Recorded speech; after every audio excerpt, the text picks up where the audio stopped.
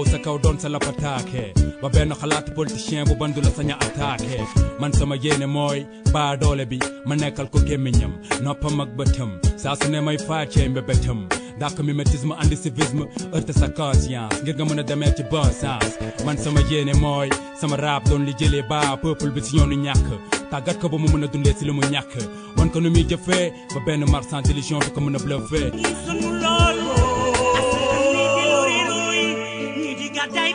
Mesdames, Mesdemoiselles, Messieurs, encore une fois, bonjour et merci de suivre votre émission Objection qui a le plaisir de recevoir ce dimanche Mamadou Wane Dimao. Il est sociologue, oui, apporter une lecture sociologique de la victoire des Lions à l'occasion de la dernière Coupe d'Afrique des Nations qui s'est tenue au Maroc. Monsieur Wane, bonjour. Encore une fois, merci d'avoir bien voulu accepter notre invitation. Merci beaucoup de l'invitation et je salue tous vos éditeurs et vous salue également Bayomar. Alors, Mamadou Wane, dites-nous, cette victoire des Lions du Sénégal marque-t-elle une rupture avec les imaginaires de doute, d'échec et de division? N'annonce-t-elle pas l'émergence d'un Sénégal plus fort, plus confiant, rassemblé et conscient de sa force collective? En tant que sociologue, comment analysez-vous cette mobilisation populaire exceptionnelle autour de la victoire des Lions? Oui, vous avez tout à fait raison de dire que cette victoire très particulière obtenue dans un environnement d'hostilité généralisée a un côté héroïque de façon inédite dans l'histoire de la CAN, de la Coupe d'Afrique. Mais avant de me permettre de partager mon analyse du point de vue sociologique, permettez-moi de rendre hommage d'abord à l'entraîneur du Sénégal, Pape Thiaw. Je pense qu'aujourd'hui, un des indicateurs de cette victoire qui a été obtenue, pas seulement lors de la finale, durant tout un processus, c'est caractérisé par une certaine volonté de vaincre. Et cette volonté de vaincre a été traduite sur le plan tactique, sur le plan au niveau du jeu, mais en même temps, la gestion du groupe, la gouvernance du plan au point de vue psychologique, cette capacité de résilience, cette capacité, je ne dirais pas d'un surmoi de l'équipe, mais de cette capacité de revenir, d'aller puiser au plus profond d'eux-mêmes pour sortir de quelque chose, à mon avis, sans laquelle il n'y aurait jamais eu de victoire du Sénégal. Donc, ce que je veux dire, je félicite l'entraîneur, je félicite les 22 joueurs, tout le staff technique, et je félicite d'ailleurs les supporters sénégalais, le peuple sénégalais, les supporters qui étaient dans l'enfer de Rabat, parce qu'il y a l'enfer de Rabat, il faut le dire. Et vraiment, j'exprime toute ma solidarité aux supporters sénégalais qui sont encore privés de liberté. Et je pense qu'il faut résoudre ce problème très rapidement. Donc pour moi, on est allé puiser au plus profond de nos valeurs.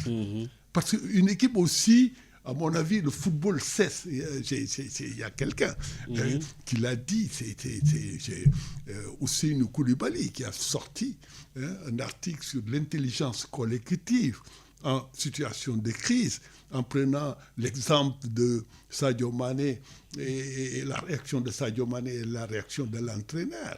Et pour dire comment, aujourd'hui, le football aussi sort de l'espace pour être un miroir reflétant les valeurs de notre société, reflétant notre capacité de leadership. Le football est devenu un phénomène de société également. Ça fait longtemps que c'est devenu un phénomène de société.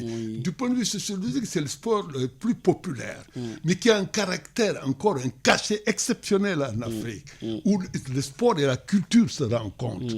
Et aujourd'hui, je pense que, comme pour répondre à votre question, pour sortir de l'enfer de Rabat, il a fallu faire appel aux ressources de résilience du peuple sénégalais. Parce que le football configure ou bien les valeurs socioculturelles des djambars, on nous tue, mais on ne nous déshonore pas. Cette capacité d'aller chercher au plus profond de nous-mêmes, c'est quelque chose, à mon avis, qui doit être mis en lumière. Oui, mais ça a été un focus dès le départ. Du point de vue attitude des joueurs, vous avez vu même après avoir battu l'Égypte, la réaction de Sadio Mané de tenir justement l'équipe totalement en dehors de toute euphorie pour faire focus sur l'objectif final, c'est-à-dire la conquête du trophée finalement. Mais c'est-à-dire que ce sont les éléments... Comment expliquez-vous cela? Oui, pour moi, c'est les éléments nouveaux dans aujourd'hui cette capacité, cette équipe, son formatage sur le plan psychologique, sa capacité de se surpasser, de ne pas être euphorique, d'être, comment dirais-je, de garder son sang-froid, quelle que soit la situation, pour arriver effectivement au résultat final. Le résultat final, dès le départ, c'était une équipe qui était dans ce qu'on appelle self-confidente. Chacun d'eux avait confiance en soi. Et il y avait cette confiance collective qui a été transmise aussi par cet entraîneur dont je parle. Et en même temps, transmise par les supporters. Les supporters sénégalais n'ont jamais douté.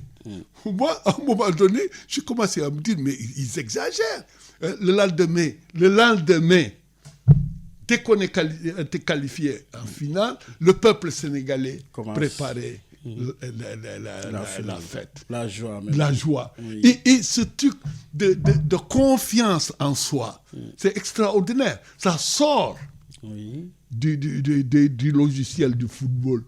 Pour revenir sur le logiciel politique, pour revenir sur le logiciel d'une génération qui a porté les luttes les plus, à mon avis, il faut qu'on fasse cette corrélation entre cette génération qui a porté les luttes démocratiques au sommet, en assurant des transformations politiques extraordinaires. C'est le même peuple. C'est le même peuple qui a réinvesti ça dans le sport, dans le football, cette capacité, même devant l'adversité, même quand le peuple sénégalais était réprimé, ils étaient confiants que la victoire était au bout de l'effort. C'est ça qui a, à mon avis, été transmis à cette génération. Oui. Peut-on parler d'un moment de communion nationale, voire même historique? Je dirais que ça dépasse la communion. C'est un moment fusionnel. Historique. Fusionnel, historique. Oui. C'est-à-dire qu'ils ont déjà gagné en 2021.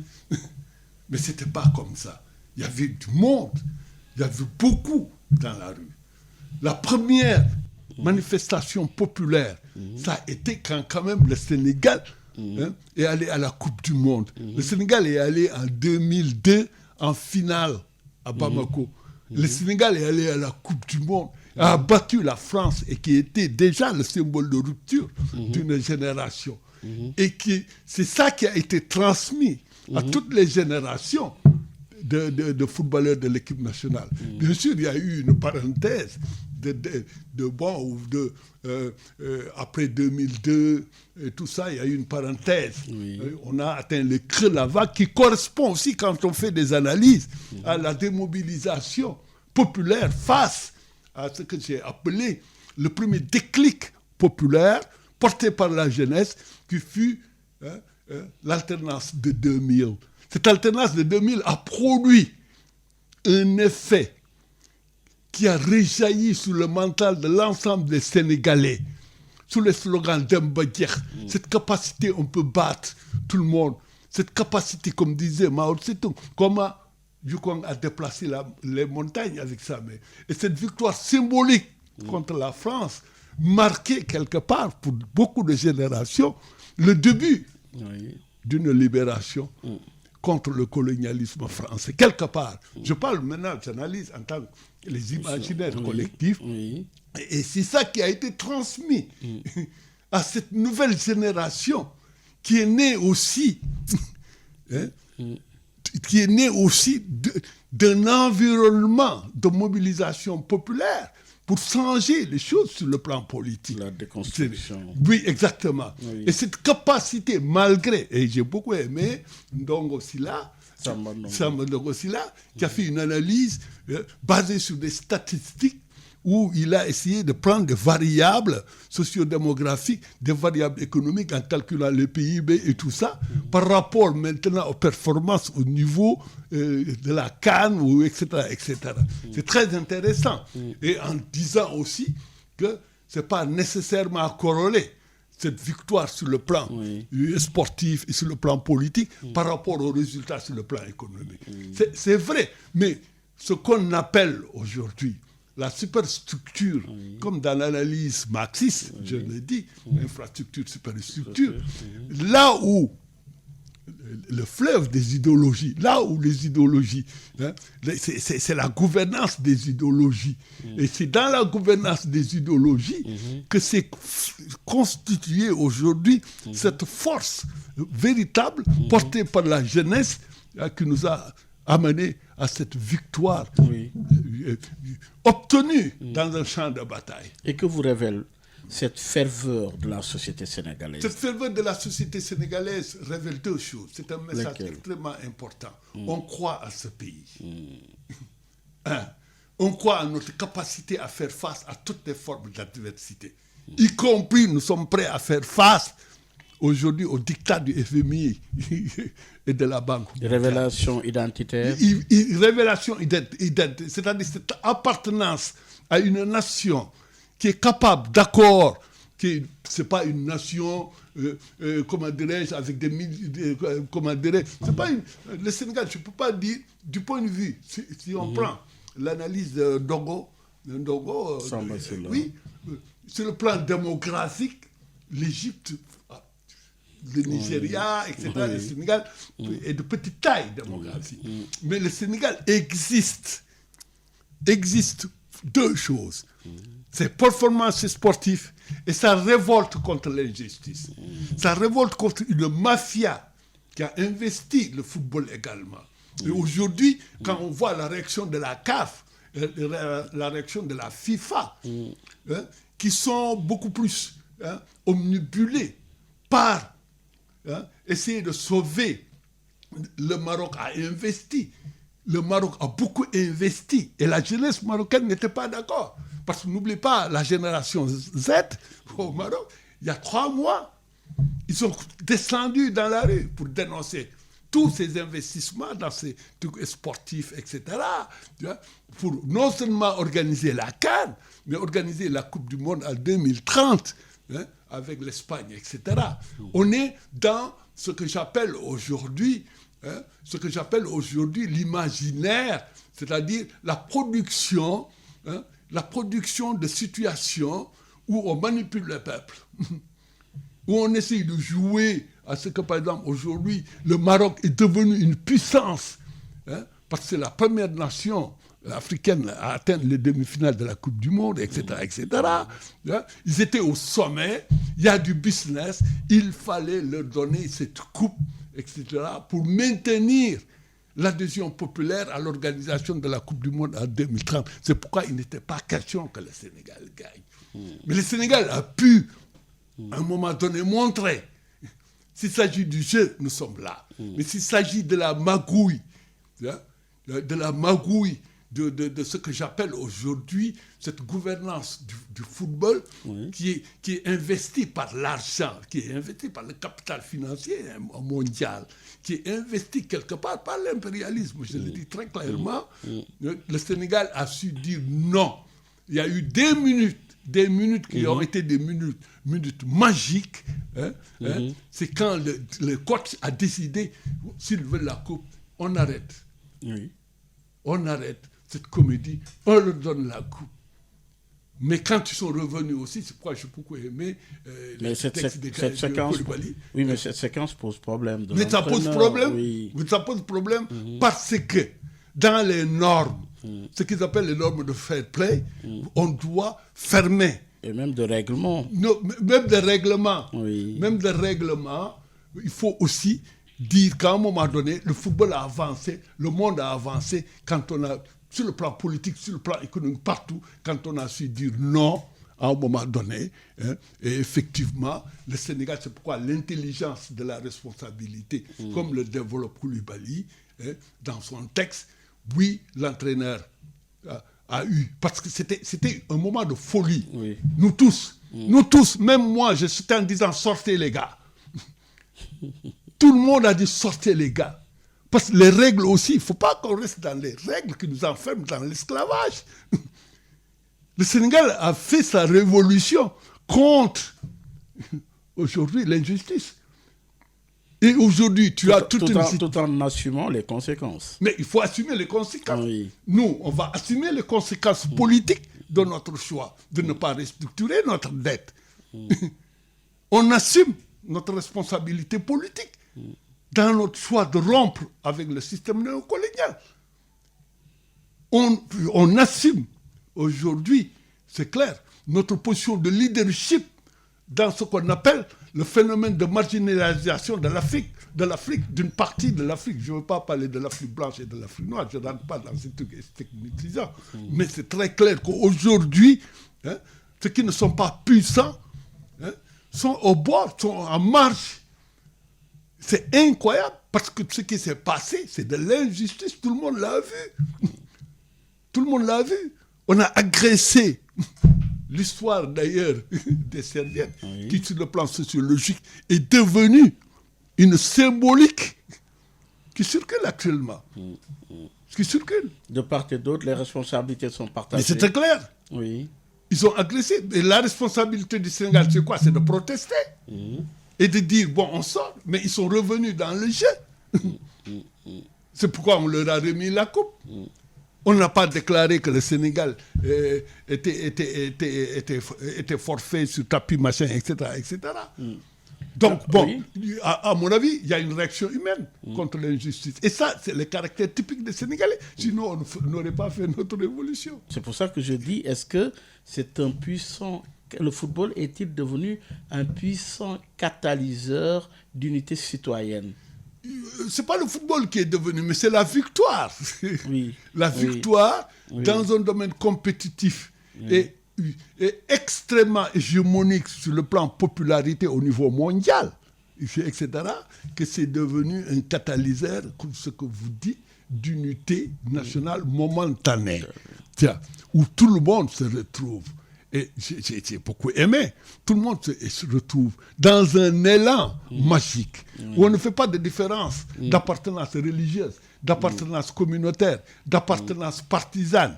Le seul, aujourd'hui, hein, les seuls référentiels, c'est le drapeau national. Hein, c'est le slogan Sénégal Rec.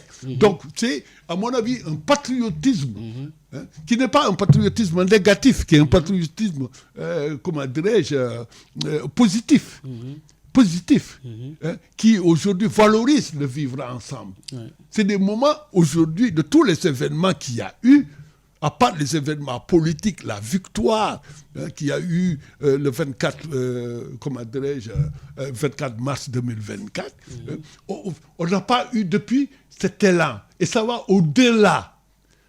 Quand on a vu l'accueil populaire sans précédent réservé au Lyon, et ça a marqué toute cette génération citoyenne.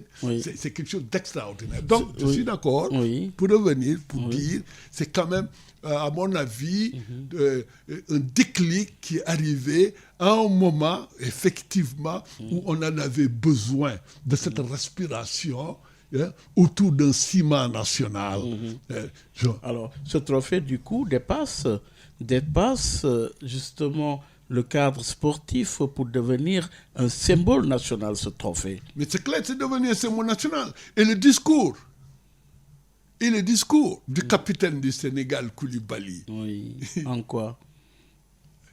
À la réception au niveau du palais, devant le président de la République, le premier ministre, etc., en disant, vous êtes les 2 étoiles de la nation, comme les 2 étoiles. Acquises. Et je pense que ce discours, il ne l'a pas écrit seul. Ce discours est validé par l'ensemble des gens qui font partie du peuple et qui ont une aspiration aujourd'hui Est-ce que tu te souviens de notre dernière émission, quand on parlait des contradictions au sein du pouvoir, quand je disais que c'était des contradictions secondaires pour le moment, et on a vu, conclu, nous deux, c'est l'impossible séparation. C'était les lignes rouges. Et Koulibaly a parlé pour toute la jeunesse aujourd'hui, pour la gouvernance politique. Parce que le football aussi a montré aujourd'hui, comme le dit Koulibaly, comment il s'appelle, celui qui a écrit l'article, le football cesse d'être un sport un moment pour devenir le miroir. Ousseynou, pour devenir le miroir de la société. Et surtout le miroir dans le management, dans le leadership, etc. Donc pour moi, c'est un message qui a été lancé aujourd'hui. L'adhésion de cette génération gagnante du Sénégal, gagnante au plan politique, parce qu'ils ont changé les normes politiques pour les recentrer autour d'un projet souverainiste, pour les recentrer sur un projet Djubanti. Donc c'est extrêmement fort. Vous êtes les deux étoiles, comme les deux étoiles qui sont sur nos maillots. Alors, pourtant, y voir l'expression d'une victoire contre l'injustice, contre l'humiliation, contre l'inégalité. Les Sénégalais, s'ils avaient accepté, il fallait ce moment de révolte. Parce que le Sénégal a marqué un but qu'ils ont refusé. Et ce but, tout le monde, tous les observateurs, bon, sauf certains, c'est normal, c'est clair, c'est clair qu'il y avait but. Je ne rentre pas, moi, dans ce truc-là, je reste dans ma posture de sociologue. Donc, bon, de l'euphorie du but qui a été marqué, vécu par tout le monde, les joueurs sur le terrain, les quelques rares supporters sénégalais. D'ailleurs, j'en profite pour dénoncer le fait qu'il n'y a eu que très peu de supporters sénégalais. Et qu'il y a eu des événements qui devaient nous indiquer que le match devait... la billetterie, le fait d'avoir refusé, ou même ceux qui avaient des billets de rentrée, la façon dont les Sénégalais ont été accueillis. Quand ils sont venus à Rabat, ils ont pris le train. Aucune sécurité. Donc pour revenir, il y a eu ce moment sur le plan psychologique, et là j'emprunte à la psychologie, ce but marqué, même pas 2 minutes après, le penalty accordé, etc. Ça fait un choc émotionnel d'une violence que n'importe qui aujourd'hui, ceux qui sont là en train de donner des leçons, il ne fallait pas sortir, personne, à mon avis, ne pouvait, à mon avis, comment dirais-je,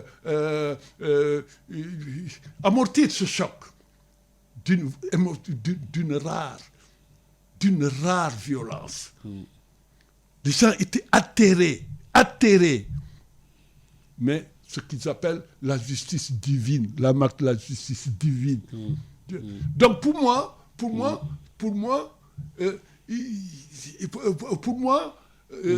ce qu'ils appellent la main de Dieu, c'est extrêmement important.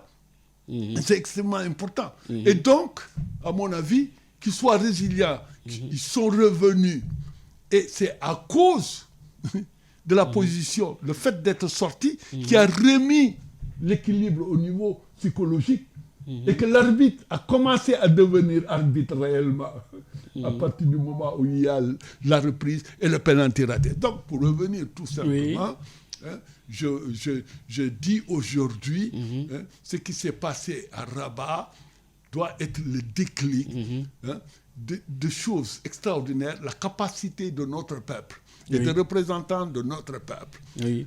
Alors, ces citoyens peuvent-ils se réapproprier justement cette victoire par une fierté mise en mal? Ils se sont l'appropriés. Ils ont été les actionnaires.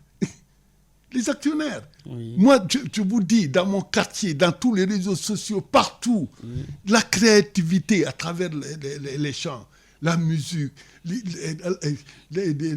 c'est extraordinaire. C'est pourquoi je dis, moi j'ai beaucoup regretté. À un moment donné, on avait couplé le ministère des Sports et le ministère de la Culture, mais malheureusement, on les a déconnectés. Et là, le sport ne doit pas... Ça a démontré quelque part qu'il y a un lien. Mais il y a un lien. Quand, par exemple, l'artiste Youssou N'Dour a chanté durant l'accueil des Lions, ça a été un très beau moment de communion à travers la culture. Non, je suis d'accord avec vous. Oui. Moi, j'étais le premier à dire, j'espère qu'il n'y aura pas que la musique de force. Oui. Je regardais avec ma famille. J'ai dit non, il faut qu'il y ait des artistes, etc. Et quand j'ai vu les deux artistes, Didier, etc., voilà, j'ai dit... Mais avant ça, le mouvement artistique et culturel a accompagné les Lions à travers des chants, une imagination extraordinaire, extraordinaire, la richesse en couleurs que tu ne retrouves nulle part. En Europe ou partout, quand vous partez là-bas, c'est des supporters. Allô Marseille, allez machin, etc. Mais ici, c'est la culture, c'est l'art. Quand je vois le Casa Sport, et ensuite les Bourgui, etc., sans compter ceux qui ne sont pas partis, qui sont restés, mais qui ont créé. Oui. Alors, dans ce cadre, en sociologie, vous le dites, s'agit-il d'un moment fondateur de l'imaginaire national, finalement? C'est un moment, à mon avis, fondateur de l'imaginaire, de nouvelles imaginaires. Orienté vers aujourd'hui ce que j'appelle les supports qui sont comment dirais-je, ambiants, pas seulement au Sénégal, qu'on retrouve au Burkina, qu'on retrouve au Mali, qu'on retrouve à travers la génération Z qui s'est exprimée à Madagascar, la génération Z qui s'est exprimée au Maroc, la réappropriation, le désir d'avoir un management basé sur l'éthique. C'est extrêmement important. Cette jeunesse aujourd'hui qui s'est réappropriée le combat qu'il y a eu avant de Patrice Lumumba, de Nkrumah, Thomas Sankara, est réincarné par la nouvelle génération, aujourd'hui au Sénégal politique, sous le leadership d'Ousmane Sonko et tout ça, qui aujourd'hui parle de souveraineté, de panafricanisme. Et aujourd'hui, c'est ce courant qui est en train de partir.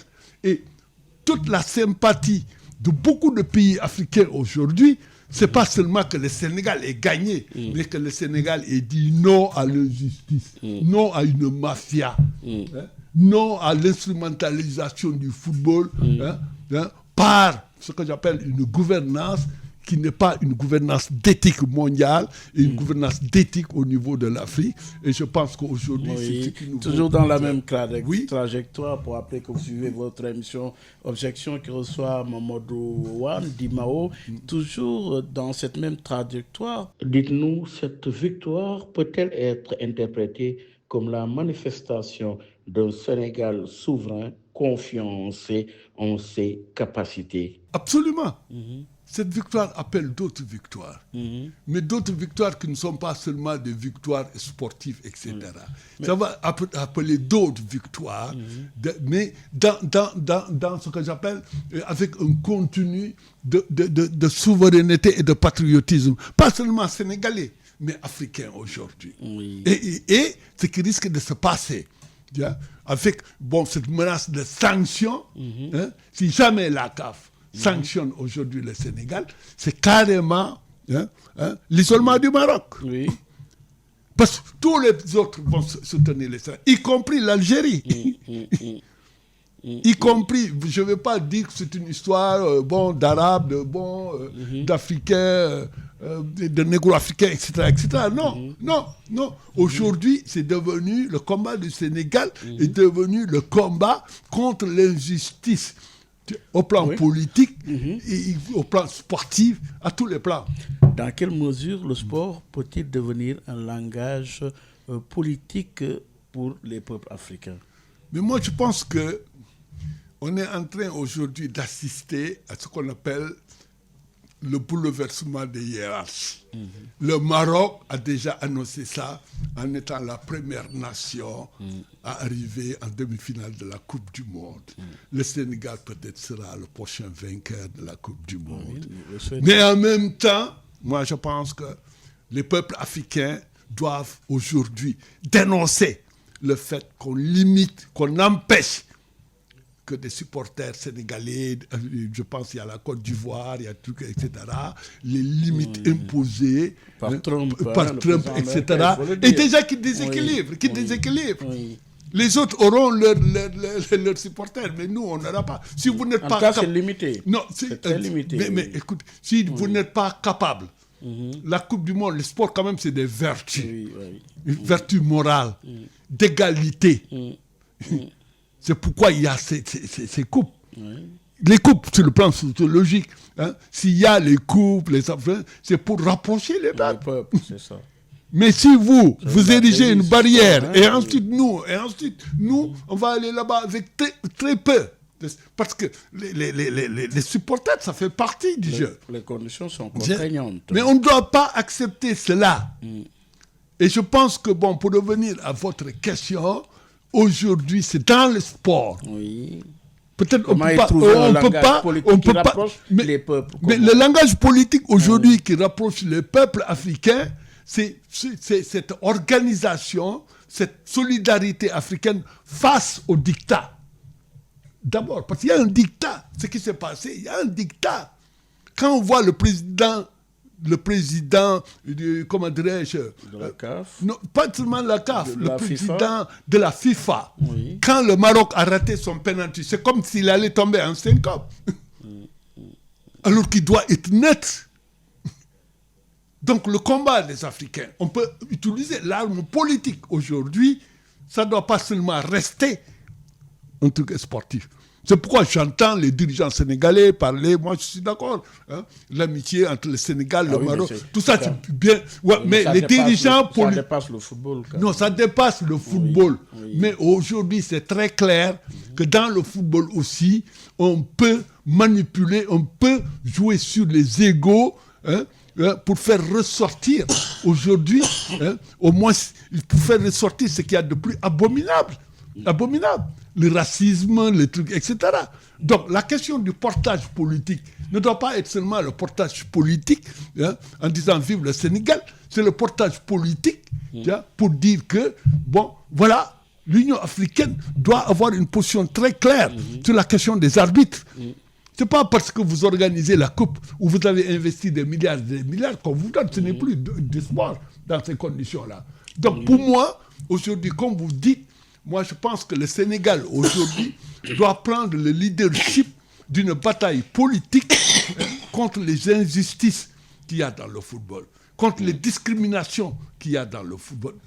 Pas seulement dans le football, dans tous les ordres sportifs. Mais alors, Mamadou Ouane, dites-nous, ce sacre, alors, traduit-il une aspiration plus large à la justice, à l'équité et à la reconnaissance internationale? Mais vous savez, les gens sont en train de se focaliser sur quelques marchés. C'est le peuple entier, en commençant par moi, dire sortez. Donc pour moi, c'est extrêmement important. Aujourd'hui, cet acte de révolte doit trouver un réceptacle au plan politique. Bon, ils peuvent aujourd'hui avoir une voie diplomatique, etc. etc. Oui. Donc pour moi, et quand je vois qu'il y a des Sénégalais qui sont dans les prisons marocaines, je ne suis pas d'accord. Peut-être qu'une solution sera trouvée. Bon, il y a des apaisements. J'ai vu le cabinet royal qui a sorti, mais pas un seul mot pour dire félicitations au Sénégal. Parce que nous avons gagné sur le plan footballistique. Nous avons gagné. Donc pour moi, pour revenir à votre question, oui. Oui. La dernière question. Le sac traduit-il une aspiration plus large à la justice, à l'équité et à la absolument. Le cachet populaire, inédit, c'était pour donner quand même un cutus extraordinaire, pas seulement avoir gagné, mais avoir résisté. Parce que peut-être si on n'avait pas résisté, on n'allait pas gagner. Et au finish, comment analysez-vous l'organisation de cette Coupe d'Afrique par le Maroc? Quand même, de belles infrastructures, ils ont été accueillants et tout, malgré quelques incidents, ça traduit une certaine fraternité, comme l'a souligné le roi Mohamed. Mais moi, ça, je suis d'accord. Je suis d'accord, vraiment, les stades, c'était magnifique, les pelouses, bon, même l'affluence quelque part, etc., etc. Bon, etc. Bon, oui, mais moi, je ne suis pas pour aussi prendre des milliards et des milliards, les mettre dans des infrastructures et priver le peuple de l'accès à l'éducation et à la santé. C'est pas le cas pour le Maroc. Mais si, parce qu'aujourd'hui, la génération... Écoutez, c'est pas moi, je parle pas, moi je décris. Il y a eu un mouvement avant la coupe. Des centaines de milliers de jeunes sont sortis pour dénoncer ces investissements à coût de milliards pour du prestige. Que je peux comprendre. Ça manque pas. Non, on ne peut pas, à mon avis, faire l'impasse que 3 mois avant la CAN, des centaines de milliers de jeunes Marocains sont sortis pour dénoncer le fait que des femmes en accouchant sont mortes. sont mortes. Et ils posaient les questions. Mais ça peut aussi permettre de changer le regard du monde sur l'Afrique quelque part, parce que quand même ça a été une belle opportunité de montrer qu'il était possible d'offrir au monde de belles infrastructures. Je suis d'accord. Oui. Si ça peut changer, moi je pense qu'aujourd'hui, ce qui permettra de faire changer le regard qu'ils ont sur nous, l'Occident, c'est que quand même qu'on soit performant sur le plan économique. Oui. Qu'on soit capable d'apporter des réponses. C'est le cas pour le Maroc. Non, le Maroc, il est performant économiquement par rapport à nous, au niveau du PIB, etc. C'est un modèle. Mais d'accord, en Afrique. Oui. Mais je parle maintenant du monde. Oui. Et aujourd'hui, la grande... Pour moi, les grands défis de l'Afrique, ce ne sont pas que des infrastructures, etc. C'est la capacité de l'Afrique de produire. Aujourd'hui, vous allez là-bas, vous avez les TGV au Maroc. Oui. Mais est-ce que les TGV, ils l'ont produit au Maroc? Aujourd'hui, la question de l'industrialisation de l'Afrique est un problème, défi majeur, quelque part. Et la question aussi, à mon avis, de la construction, à mon avis, sur le plan politique, arriver à ce qu'on appelle les États-Unis d'Afrique, pour moi, c'est fondamental.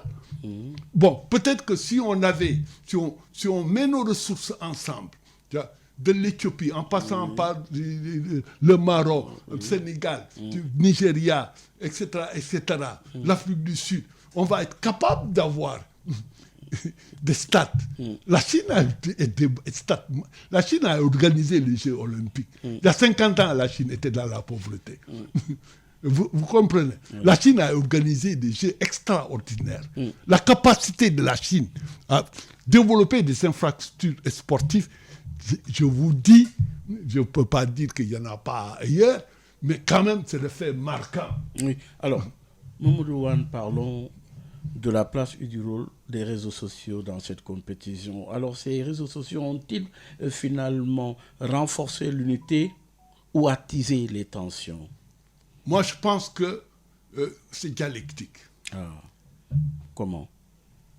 C'est par les réseaux sociaux qu'on a quand même permis, je parle au niveau du Sénégal, l'organisation, c'est-à-dire dans les quartiers. J'ai beaucoup aimé. Quand j'ai vu les fan zones. Les fan zones. Oui, à Dakar, c'était moderne et tout.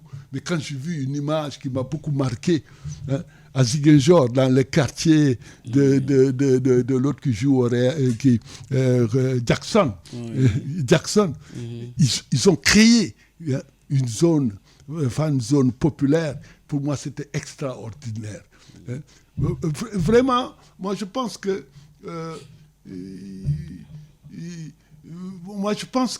les réseaux sociaux aussi ont permis de montrer des choses, ont permis de suivre notre équipe, des autres équipes africaines, etc. Ont permis de mettre en lien tout ce qui aujourd'hui était autour de l'équipe, etc.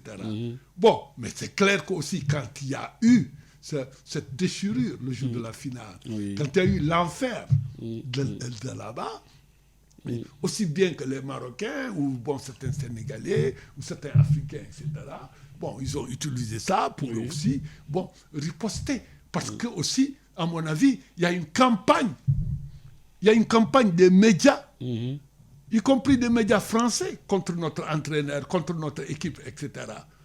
C'est la folie. C'est la folie. Donc, il faut, à mon avis, aussi, les réseaux sociaux ont servi à apporter des réponses. Et alors, comment analysez-vous la construction du récit à travers ces plateformes? La construction du récit à travers ces plateformes, il y a ce qu'on appelle les narratifs. Il est déformé. C'est comme, par exemple, quand les colons racontent l'histoire de la colonisation, ils diront que c'est une œuvre de civilisation. Mais nous, les colonisés, nous qui avons vécu la barbarie coloniale, qui avons vécu l'esclavage et tout ça, pour nous, c'est l'horreur. La colonisation est un crime. Donc notre narratif, c'est le narratif de Frantz Fanon sur la colonisation. Je prends juste. Mais dans le cas d'espèce, oui. Oui, mais dans le cas d'espèce, les Marocains ont raconté dans leur narratif ce qui nous montrait que ce qui les arrangeait pour pointer du doigt les Sénégalais. Les Sénégalais et les Africains, je pense que nous, on a eu beaucoup plus de retenue. Beaucoup plus de retenue. Bon, c'est vrai aussi qu'on a utilisé certains narratifs pour amplifier. Jusqu'à présent, je peux comprendre que vous avez perdu et on vous a mis dans la tête, on vous a conditionné que vous allez gagner, vous avez la meilleure équipe, vous avez investi des milliards et des milliards. C'est très dur, la plaie, mais il faut la soigner, cette plaie-là. Et le narratif doit redevenir le narratif logique, le narratif autour de la réalité des faits. Et aussi tourner la page, construire l'avenir avec des messages. J'ai beaucoup aimé hier le concert où il y avait des étudiants marocains et des étudiants sénégalais. Pour moi, à mon avis... Et normalement, les réseaux doivent devenir des espaces quand même de vérité, des espaces de citoyenneté avérée. Mais ça, c'est l'idéal. Mais sur le plan sociétique, la réalité, les réseaux sociaux sont aussi comme on se comporte. C'est-à-dire que les sociétés, il y a une structuration où on produit de l'information autour de certaines valeurs. Il y a de notre côté aussi, où on produit l'information autour de contre-valeurs. Et je pense que les réseaux sociaux, il ne faut pas incriminer les réseaux sociaux, mais ce qui alimente, ce qui produisent, ce qui sont, par exemple, producteurs de contenu dans les réseaux sociaux, etc., ils sont à l'image, les réseaux sociaux sont à l'image de leur société. Mais comment en faire ces réseaux sociaux? Comment en faire un nouvel espace d'expression citoyenne et populaire? Comment? Mais moi, je pense qu'aujourd'hui, quelque part, à mon avis, par exemple, quand vous prenez, je pense, là, je prends le mouvement à Madagascar, la génération Z, c'est parti des réseaux sociaux. Et c'est à travers les réseaux sociaux qu'il y a eu l'amplification. La génération Z au Maroc, au début, ils étaient un groupe de 20 personnes. Après, ils se sont retrouvés par des centaines de milliers. Donc, à mon avis, les réseaux sociaux aussi peuvent permettre, c'est des plateformes, à mon avis, des outils qui peuvent permettre aujourd'hui, dans surtout des pays de dictature, on peut utiliser les réseaux sociaux pour des combats démocratiques, des combats de souveraineté, là où la presse est bâillonnée, là où les libertés, les droits civiques sont quand même contrôlés. Donc, à mon avis, le combat citoyen, tous les combats citoyens ne se sont pas déroulés à travers des partis politiques traditionnels, ni à travers des espaces que j'appelle les espaces traditionnels de communication, mais c'est à travers les réseaux sociaux. qui leur a assuré une certaine possibilité d'expression. Alors, la dernière partie de l'émission, c'est en termes d'enseignement. Quelles leçons le Sénégal doit-il tirer de ce moment fort pour l'avenir? Mais la leçon que le Sénégal doit tirer, c'est garder cette dynamique unitaire autour de l'essentiel, autour de valeurs, mais pas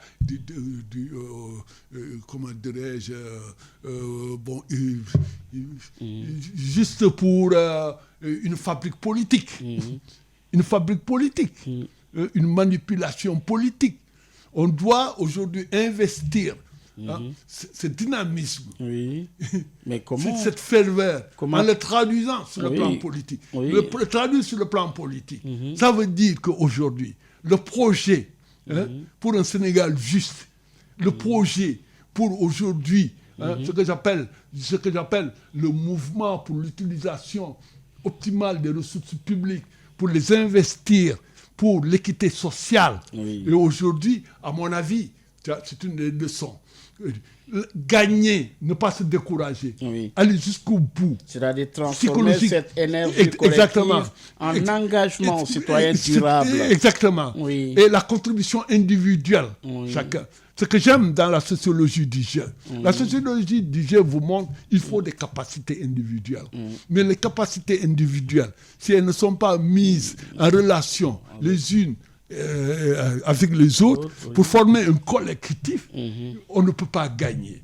Si aujourd'hui vous n'êtes pas capable pendant 90 minutes, c'est ça aussi que j'aime dans le sport, c'est encadrer, se minuter, c'est 90 minutes, plus maintenant pour les trucs, etc. Mais vous devez garder la cohésion, vous devez garder cette vigilance, faire attention, c'est-à-dire nous devons faire attention. Chaque seconde que vous ne suivez plus cet thème. Donc, alors, quelle responsabilité? Nous avons parlé du descriptif, des faits de jeu, nous avons également décrit les enjeux, mais alors finalement, quelle responsabilité pour les élites politiques, mais également culturelles, également médiatiques? Oui, non, les élites politiques, la première leçon, c'est qu'on veut gagner. On veut gagner, ça veut dire que ce n'est pas seulement le sport. On veut gagner sur le plan économique. Cette jeunesse croit au Sénégal. Donc aujourd'hui, cette capacité aujourd'hui à décliner les programmes pour que les jeunes restent ici, ne prennent pas les pirogues, etc. Se l'approprier. Ils ont montré qu'il est possible aujourd'hui, en portant le maillot national, d'arriver à des résultats. Donc pour moi, la leçon de Rabat est la leçon, à mon avis, de mobilisation exceptionnelle. Il faut capitaliser cette énergie positive au niveau du programme de transformation du Sénégal vers 2050. Alors, quelle responsabilité pour l'élite politique, vous l'avez dit, mais également pour les élites culturelles et médiatiques?